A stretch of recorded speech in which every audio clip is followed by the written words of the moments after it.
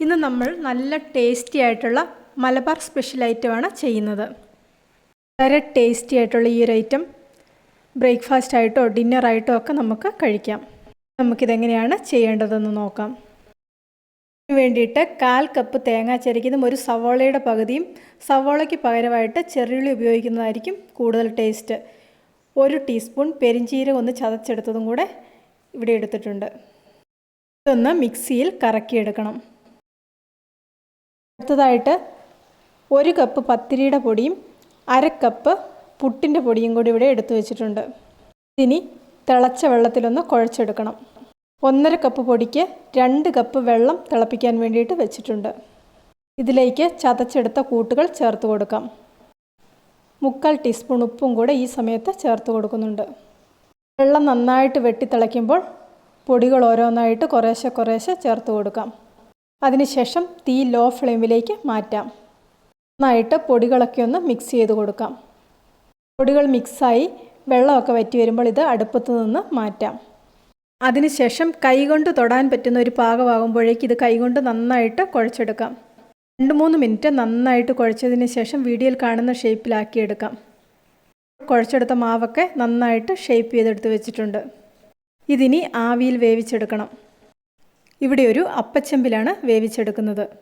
7 minute മുതൽ 10 മിനിറ്റിനകം തന്നെ ഇതെല്ലാം വെന്ത് കിട്ടും. ഇനി ഇതിലേക്ക് വേണ്ട ബാക്കിയുള്ള ചേരുവകൾ നോക്കാം. ഇവിടെ 1 സവോള ചെറുതായിട്ട് അരിഞ്ഞത്, 1 പച്ചമുളക് ചെറുതായിട്ട് അരിഞ്ഞത്, 1 ടീസ്പൂൺ ഇഞ്ചിയും വെളുത്തുള്ളിയും അരിഞ്ഞതും, കുറച്ച് കറിവേപ്പിലയും കൂടി എടുത്തു വെച്ചിട്ടുണ്ട്. കുറച്ച് വലിപ്പമുള്ള ഒരു പാൻ എടുത്ത് അതിലേക്ക് 1 ടേബിൾ സ്പൂൺ എണ്ണ ഒഴിച്ചു കൊടുക്കാം.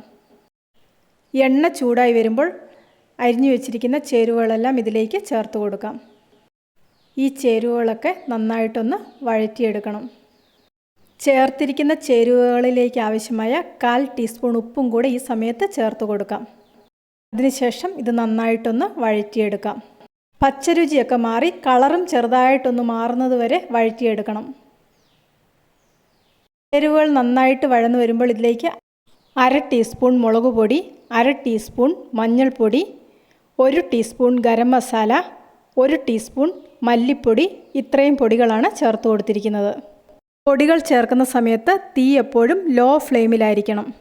30 മുതൽ 45 സെക്കൻഡിനകം പൊടികളൊക്കെ മൂത്ത് വരും. പൊടികൾ മൂത്ത് വരുന്ന സമയത്ത് ഇതിലേക്ക് 2 കപ്പ് രണ്ടാം പാൽ ചേർത്ത് കൊടുക്കാം. തേങ്ങാപ്പാൽ തിളച്ച് വരുമ്പോഴേക്ക് ഇതിലേക്ക് കുറച്ച് ചെമ്മീൻ ചേർത്ത് കൊടുക്കാം. ഏകദേശം 300 ഗ്രാം ചെമ്മീനാണ് ഇവിടെ എടുത്തിരിക്കുന്നത്. ഇതൊരു 4-5 മിനിറ്റ് കൊണ്ട് നന്നായിട്ട് വെന്ത് കിട്ടും. ഇതൊന്ന് അടച്ചു വെച്ച് വേവിക്കാം.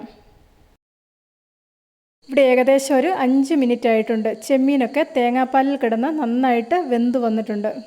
ഈ സമയത്ത് ഉപ്പ് നോക്കിയതിന് ശേഷം ആവശ്യമാണെങ്കിൽ ഉപ്പ് ചേർത്ത് കൊടുക്കാം. അടുത്തതായിട്ട് നേരത്തെ ആവിൽ വേവിച്ചത് ഇതിലേക്ക് ചേർത്ത് കൊടുക്കാം. ഇത് ഓൾറെഡി വെന്തതാണ്. ഇനി ഇതിന് പ്രത്യേകിച്ച് വേവൊന്നുമില്ല. ചെമ്മീൻ്റെയും തേങ്ങാപ്പാലിൻ്റെയൊക്കെ കൂട്ടിലേക്ക് ഇട്ടിതൊന്ന് വറ്റിച്ചെടുത്താൽ മാത്രം മതി.